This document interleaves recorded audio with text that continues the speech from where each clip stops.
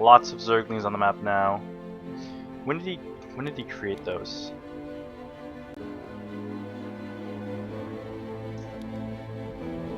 He still has 4. Makes a big round of drones to cap out his drones. I'm gonna stop at 62. I do agree with that.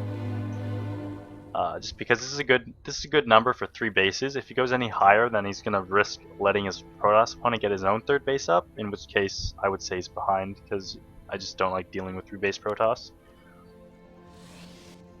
But yeah, Protoss has no infrastructure at this point, so this is actually looking really good for Violet.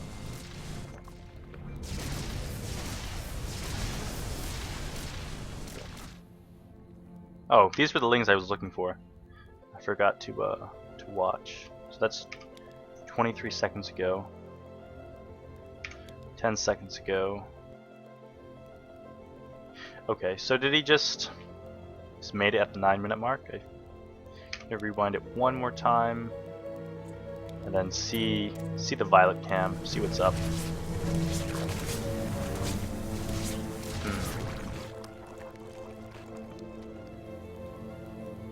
Yeah, it looks like he just made it. Just made it. Don't know why. Don't know why. I feel like this would just be a good time to make lings. Say the 850 mark. 850 mark. And I mean, it lines up with these warp gates completing, so.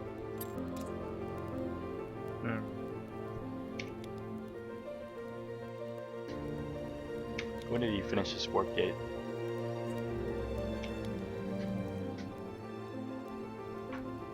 So he actually finishes his warp gate about 8:40, and then the 10 seconds for the warp gates to morph. So he made these lings at the perfect timing. How he knew to do that, I don't really know. Maybe he just knows that because his Protoss opponent went for Stargate, he's spending all his Chrono Boosts here, which means he's going to have less Chrono Boosts for his Cyber Core, and that translates into the extra 50 seconds. I don't know, but I'm just going to take it blindly and see what happens. I'm going to say if your Protoss opponent, opens FFE into Stargate with, then, well, I'll say Chrono boosted Stargate. Then his warp gate is delayed 50 seconds. 8 50 mark. Perfect. Alright, so basically if your opponent opens at like Forge Fast Expand, then goes straight for a Stargate, Chrono Boost says first Void Ray out, then his warp gate's going to be delayed 50 seconds. I don't know if this will always be true, but chances are, if it's not true, then he had to cut probes. Like he had to cut Chrono Boost on his probes, in which case his economy will be behind, and then it's probably like super all-in that you could just stop because it's just a weak attack.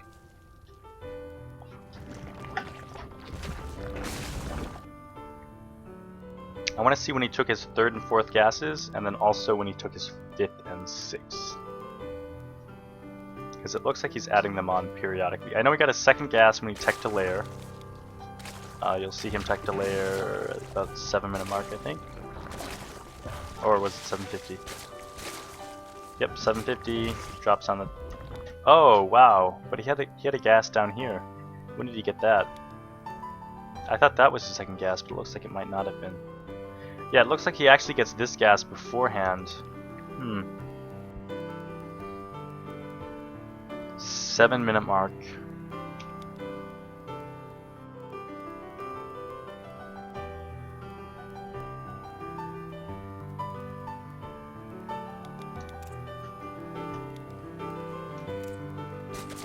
I think this is a saturation thing. He's on 36 drones, so I mean that's 1 gas geyser is 3 drones, then the 2 mineral lines is 16 and 16, so that's gonna be 32, so that's 35, and then the 36 drone will be for this extractor, so just kind of makes sense to me.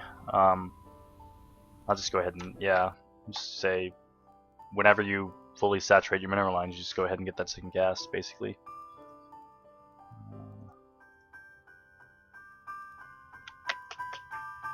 This is actually incorrect. Second gas equals when he saturates his mineral lines. And then he actually gets his third gas when he takes the layer. Okay. That makes sense. Yeah. I actually used to just get the second gas as I teched a layer, but I felt like I was rushing. I didn't have much of a mineral income behind it. So this makes a lot more sense. When am I going to start playing ladder? It'll be about 2 months from now, so you can look out for that then. Just about 2 months. Did he actually... Oh, he actually took his third and fourth gas, okay. Third and fourth gas, when he takes 2 layer. Alright. Especially since he's on 3 base, so that's, yeah, that's good. That's good. I like this. Really gives him the gas that he needs to go ahead and tech the hydras and whatnot. Did I... Why is the sound suddenly lower? Did I just do something? Oh, never mind. Okay, we're good.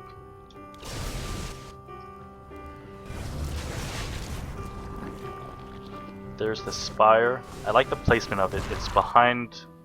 It's like pretty much the last place you're going to scout. And because there's already 2 spore crawlers here, it looks as if this is just another spore crawler.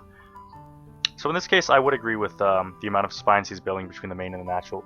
I don't feel like you need it, but by placing this many, it looks, you know, it can give your opponent the opportunity to make the mistake of thinking that this is just a spore crawler when it's actually not.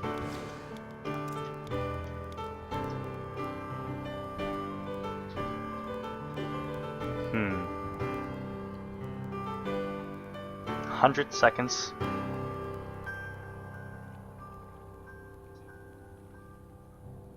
He teched a layer at 750.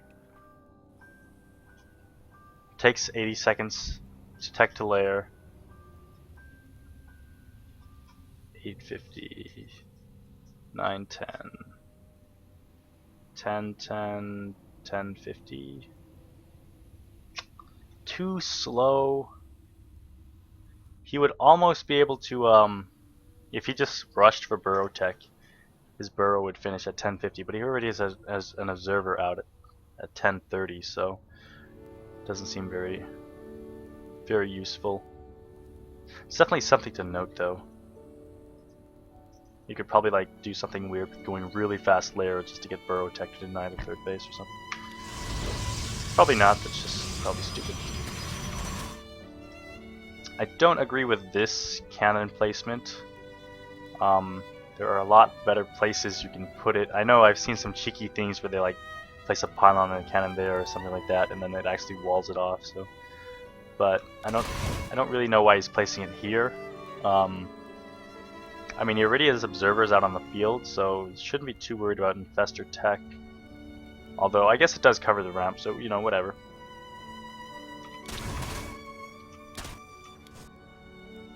I do like this from Violet, though. He's forcing these warp-ins. That's one of the big things. Protoss can get this third base with all of this tech and this infrastructure behind it if they don't do any warp-ins. But by forcing the warp-ins, you actually cut into their income, and then suddenly they're out of money. And, you know, they're starving on all this tech. Like, once this Colossus Bay finishes, like 200, 200 for the Thermal Lance, 300, 200 for the Colossus, that's all of this guy's money. All of it. So if you force a single warp-in, then you're delaying the Colossus. So that's good. That is good. So it looks like you have to be active on the map with the lanes. Just general ZVP. Be active on the map. Lanes, especially past the 9-minute mark. Hunting third bases / forcing warp-ins. Delayed. Perfect.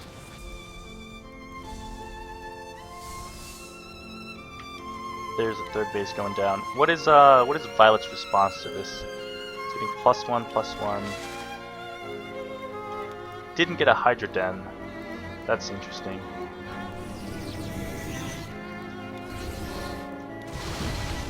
I do agree with his heart instead of mark. Oh, whatever. I know what I meant. I think so. Even if his Protoss opponent is going like he has a lot of Phoenixes right now. If he had double this Phoenix count, so like he had 10 Phoenix, you're on 3 base economy. It's actually really easy to pump out these mutas. And the thing about Phoenix versus muta is Phoenix, they like overkill the mutas. Once you have like 7 Phoenix, you start one hitting a muta, right? Because like Phoenix do 20 damage, Mutalisks have 120 health, so 7 Phoenix one hit a muta. But like mutas, you can have like a ton of mutas. They do 9 damage. Phoenix have 180 health, so that's like 20 mutas. You can have 20 mutas, and I think they even have one. No, they don't have 1 base armor. And then like you attack a Phoenix, and only then would you overkill.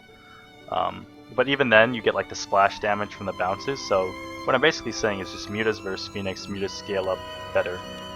So in low number engagements, Phoenix would do better, but high number doesn't end up working out so well. Ends up going for the 4th base. Drones. That's fine.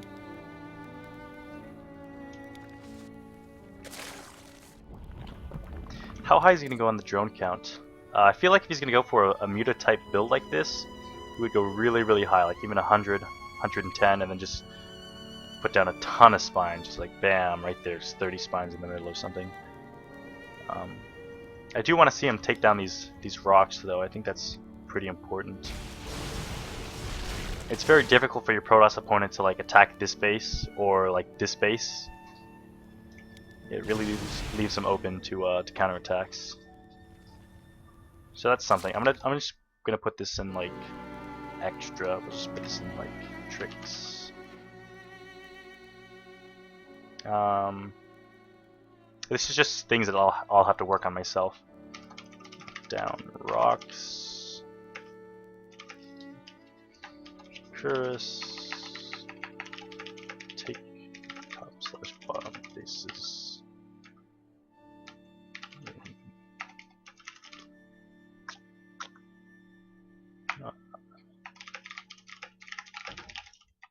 Counterattack possibilities.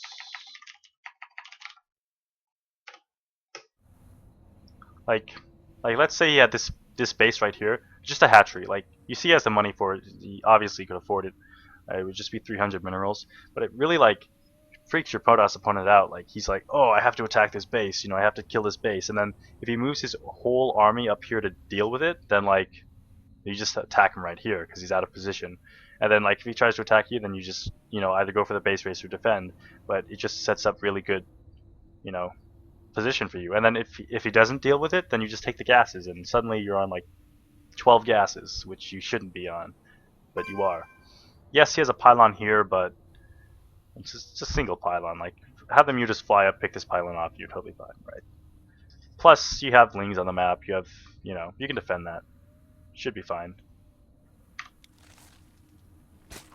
And that's actually kind of what you want to do, is force your Protoss opponent to make these warp-ins and try to be cheeky and pick things off. But really, in actuality, what they're doing is they're just splitting up their army. They're warping in 6 units here, then suddenly you kill it off, and that's 6 more units they need to get to a max death ball. And like look at his army right now, 6 units. That's pretty much his entire army. So if he were to warp in 6, that would be a big investment.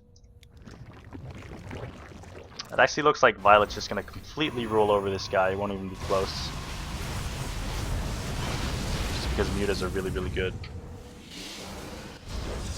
You can see he's continuing to produce Phoenix, but the problem with this is like not only do they not scale well, but like look at the upgrades. Like Protoss has to get ground upgrades, they have to get like Colossus upgrades, and then like maybe hallucination or whatever, and air upgrades.